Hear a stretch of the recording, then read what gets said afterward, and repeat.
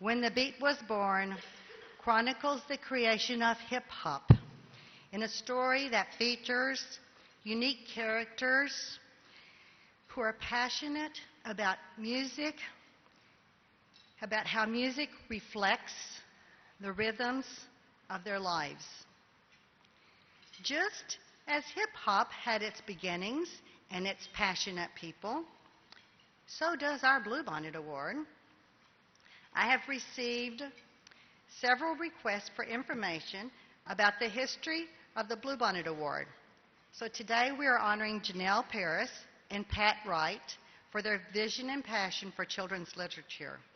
Although these women are no longer with us, their vision is alive today. In the late 1970s, Dr. Janelle Paris was a library science professor at Sam Houston and wanted to establish a Children's Choice Book Award.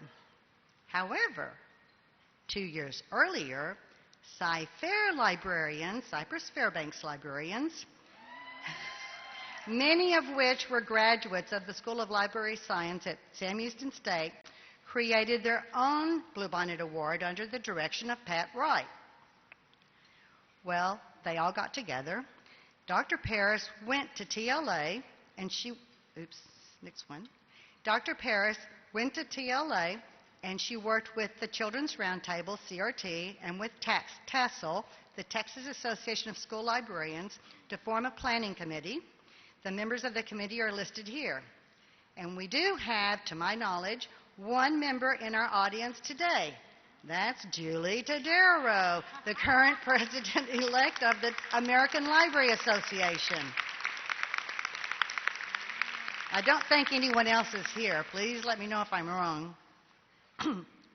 This planning committee set up the selection criteria, the timelines, the voting guidelines, the voting procedures, and the guidelines for the award program. Several names for the award were in contention, but the two finalists were Bluebonnet and Lone Star. Now, Pat Wright was very adamant that the book award be named Bluebonnet. So she asked the committee members, and this is a direct quote from her colleagues in Cypher, do you really want a children's book award to be named after a beer? Uh-oh, we know what happened later, don't we? Consequently, Bluebonnet was chosen. And the planning committee conducted a logo contest. The actual judging took place at Julie Tadero's library in Houston, Texas, I think it is, and the winning design came from a Spring Branch ISD student. In 1979, the first selection committee was appointed by TLA and chaired by Dr. Paris.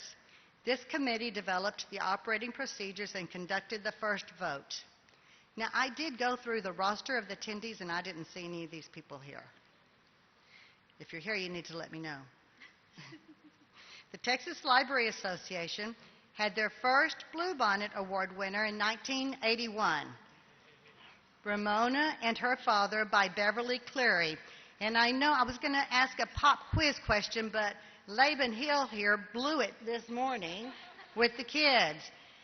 Beverly Cleary recently had a birthday. Kids, how old did she turn? Tell me when I count to three. 1, 2, 3. 100. All of the kids in the audience answered. Congratulations to Beverly Cleary. Today in our audience, I want to say thank you to 3 retired Cypress Fairbanks librarians who were part of these beginnings. And they asked Milton Van Dusen, at Bound to Stay Bound, if we could have a tribute to the beginnings of the Texas Bluebonnet Award here at the luncheon. They are, and just no clapping yet, just please stand. They are Tony Scott, Marianne Abbott, and Jane, I think it's Abbott, and Jane Strickland. Keep standing. Also present is Gloria Willingham, who interviewed all the principal players, and she documented the beginnings of this program as part of her research for her Master of Library Science at TWU. So she has our body of document with all of our history. We have tons and tons of scrapbooks, but she has those first 10 years of history. Let's give these ladies a round of applause.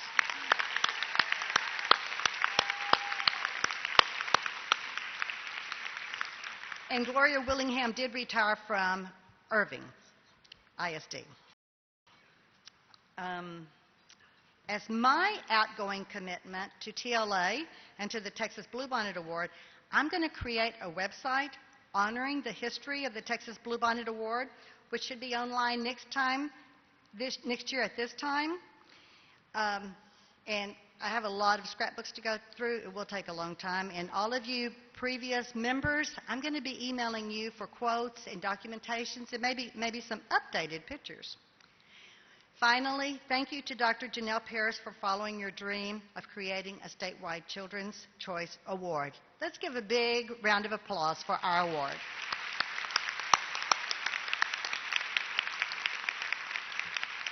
Now it's